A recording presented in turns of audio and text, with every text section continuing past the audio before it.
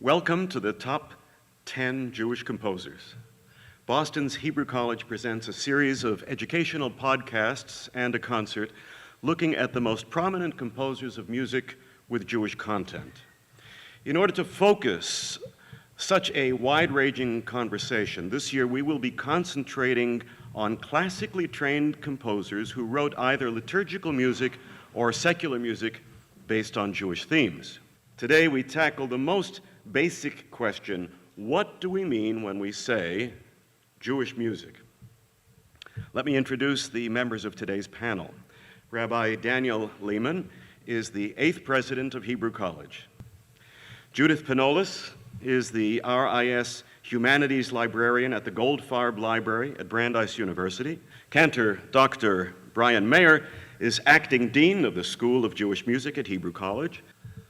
Our moderator is Joshua Jacobson, who is a professor of music and director of choral activities at Northeastern University and visiting professor and senior consultant in the School of Jewish Music here at Hebrew College.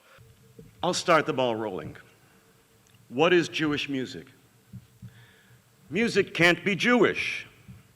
Only people can be Jewish. Mussorgsky, non-Jewish Russian composer, wrote a Hebrew song, and he also wrote a musical picture of two Jews. He called it Samuel Goldenberg and Shmuele. Let's listen to just a few bars of this.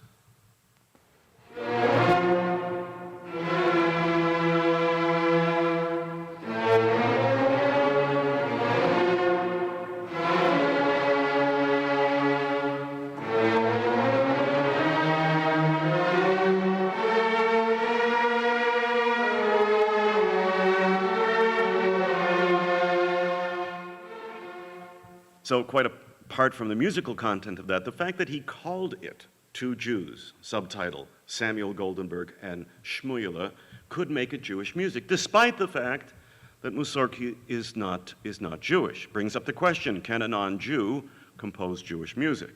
Perhaps the bottom line is that Jewishness in music lies in the ears of the beholder. Jewish music is defined not by anything intrinsic to its nature, but how it is perceived, how it is received. So I will conclude with a statement by the composer Ernest Bloch, nebulous, but it resonates. He wrote, "I can't tell you what Jewish music is, but it is something that both you and I can recognize and feel, even if we cannot analyze it." And with that, I turn things over to Rabbi Lehman. Thank you, Josh. I want to take a slightly different tact and also try to make a simple claim about a conception of Jewish music. I'm less interested in the religious commitments or affiliations or even racial, ethnic identities of the composer. I'm really interested in what the music is attempting to do. So from my perspective, if music is attempting to interpret, reflect, respond to, or critique Jewish text, Jewish history, or Jewish experience, no matter the composer's particular relationship to the Jewish tradition, I think that that creates Jewish music. And in fact, I would argue rather strongly with Ernest Bloch on this, that that music doesn't have to feel Jewish, and you don't have to have an innate sense of its Jewishness, because in fact I think there are forms of Jewish music that we wouldn't recognize as such unless we understood its purpose in terms of responding to, reflecting, interpreting, or even generating Jewish text, history, or experience. Or do classical forms of music exist kind of as a sui generis creation, only expressing its own musical logic?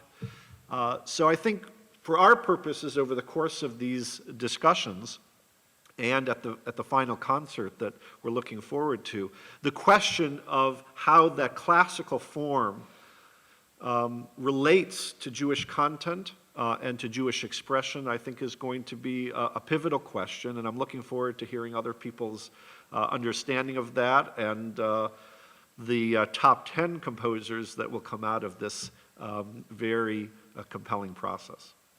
Thank you, Rabbi Lehman. Judith Panolis. Good afternoon. I'm going to talk a little bit about identity markers of Jewish music and speak as a librarian. And so I'm going to start with references to some short reference works and definitions of Jewish music as given in to the general public. So we'll start with Wikipedia, the most used encyclopedia today. Jewish music is the music and melodies of the Jewish people which have evolved over time throughout the long course of Jewish history. In some instances, Jewish music is of a religious nature. Spiritual songs and refrains are common in Jewish services throughout the world, while at other times it is of a secular nature.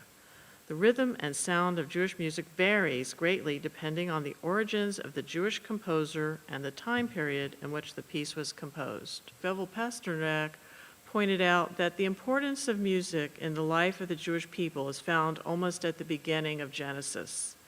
Musicians are mentioned among the three fundamental professions, and music was viewed as a necessity in everyday life.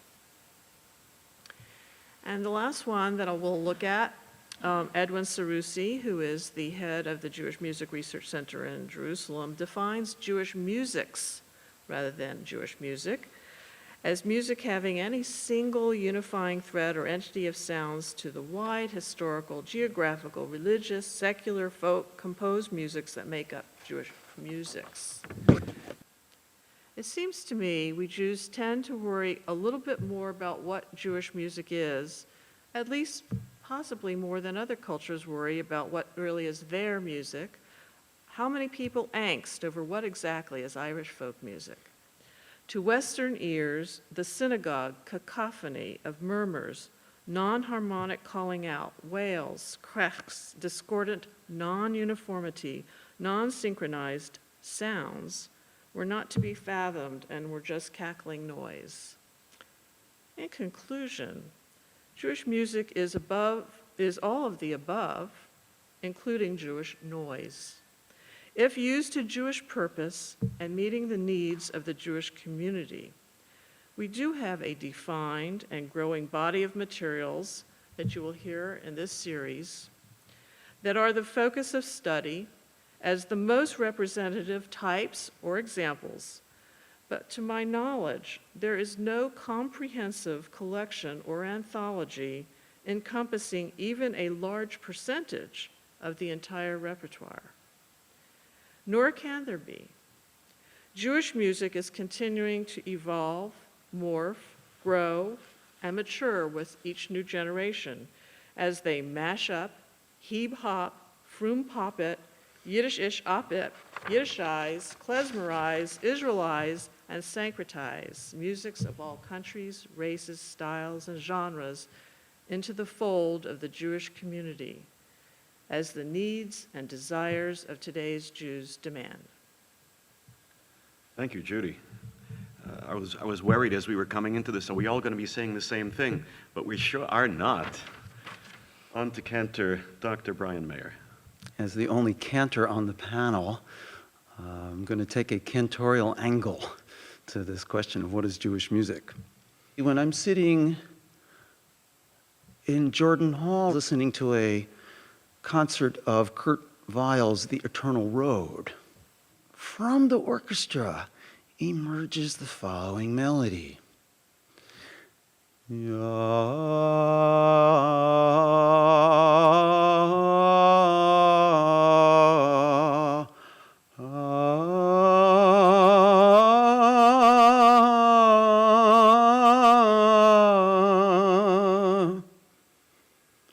And when I hear that melody, my Yiddish neshama wakes up. My Jewish soul is aroused because I hear a synagogue chant.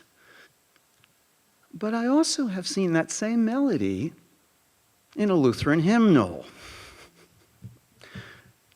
to a different text than Eli Tzion. And we can imagine that the followers of Martin Luther did the same thing that the Jews did at some point, which to take that melody and to sanctify it for Lutheran purposes. This is Jewish music for Jews, by Jews, and for Jewish purposes. Well, you'll forgive me, but it ain't necessarily so. It was a Jew who said that, wasn't it? It was.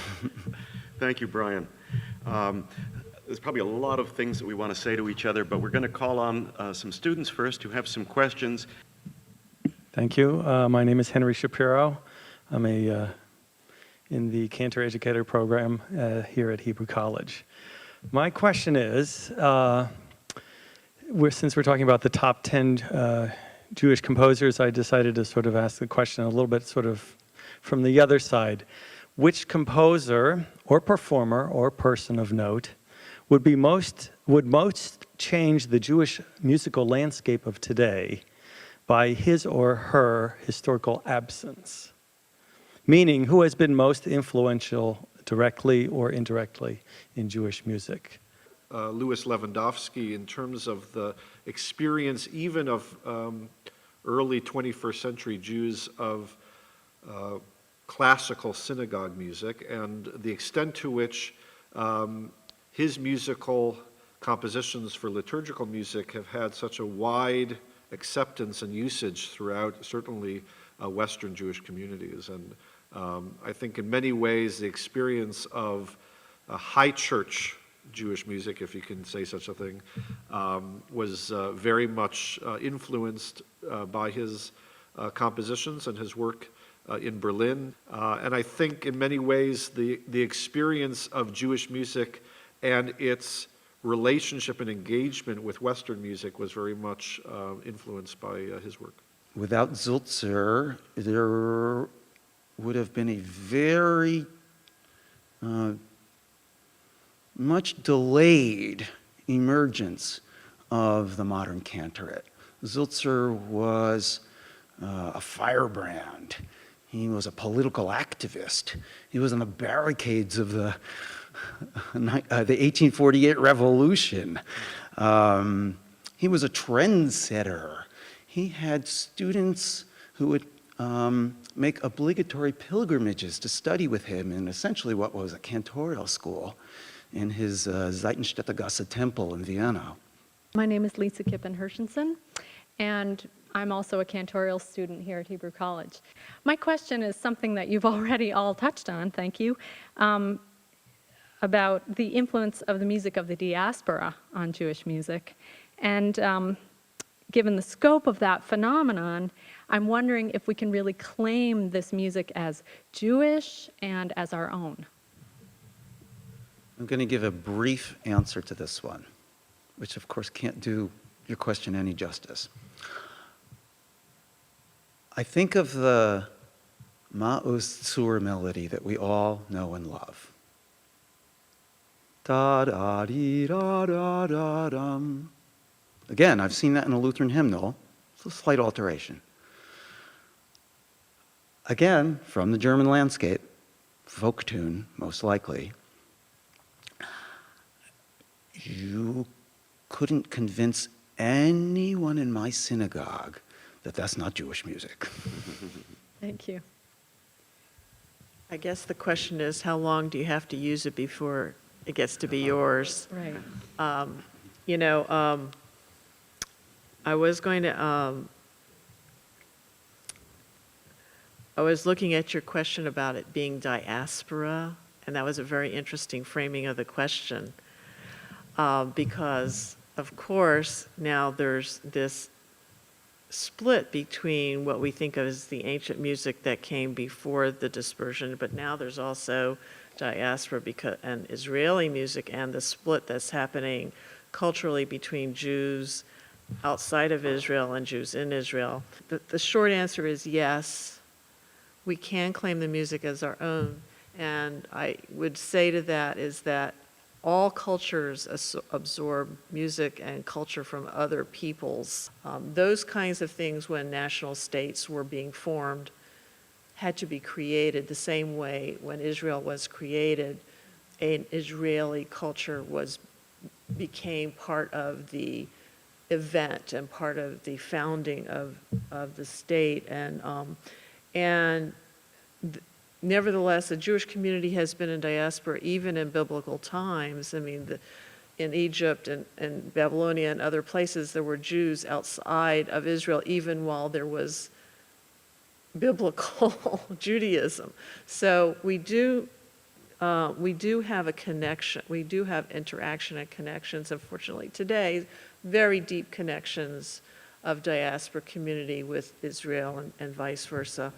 And in fact, it's very hard for Israelis to see that their music is not Western music, even though 50% of the people are from the Middle East or Jews who derive their ancestry as Mizrahi. That culture has been it's taken 50 or 60 years for that half of the Jewish culture to take hold, even in Israel. Western culture was so predominant. Thank you, Judy, and thank you, Lisa. We just have quickly time for one more question. Kevin, please. Hi, my name's Kevin Margolius. I'm a cantorial student here, and I'm reading a question on behalf of a fellow cantorial student, Risa Wallach. Can Jewish liturgical music ever be irreverent? Brian, I'm sure that's for you. I have to take the first swing at this one, huh?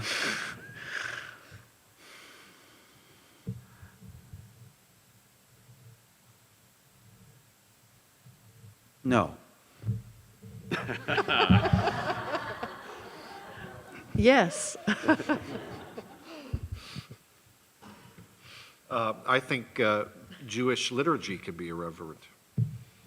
And if Jewish liturgy can be irreverent, meaning that it is both a critique and perhaps even an attempt to question through humor, I think Jewish music can as well. Right, if irreverent means subversive, then absolutely.